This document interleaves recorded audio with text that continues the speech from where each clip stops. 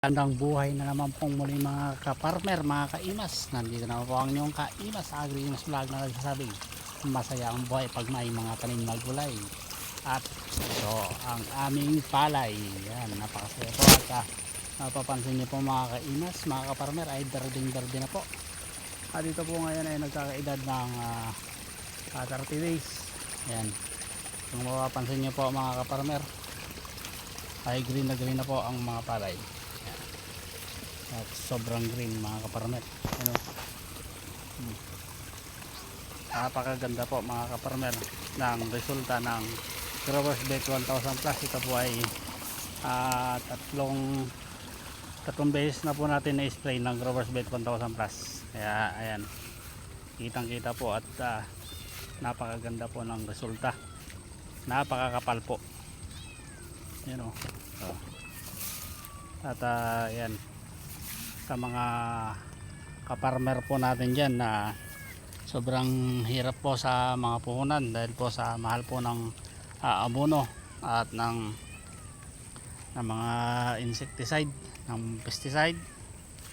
Ito lang po ang ating gamitin at sigurado pong tayo po ay makakatipid po sa mga gastusin dito sa bukid. At i-try nyo rin po mga kaparmer para po malaman nyo po kung ano po yung galing at bisa nitong Growers Bet 1000 Plus na akin pong sinasabi. At ayan, kitang kita nyo naman po ang resulta nitong na-sprayhan ng Growers Bet 1000 Plus. Ayan, tatlong beses na po natin na-spray po yan. Ito po ay nagkakaedad na po ng 30 araw o 30 days. Ayan, pansinin nyo po at kayo na po mismo ang magsabi kung maganda po ang resulta ng aking pong ginagamit. Hindi lang po ako ang gumagamit nito mga kaparmer.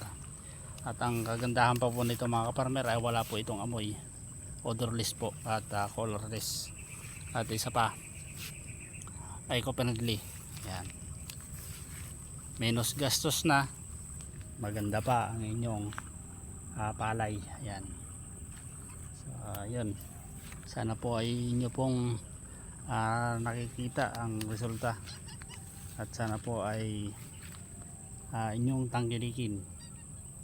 Ito lang po, Growers Bet lang po para po sa ating mga palay, gulay at mga prutas. Ayan, maraming salamat pong muli sa inyong pagsama sa akin dito po sa bukid.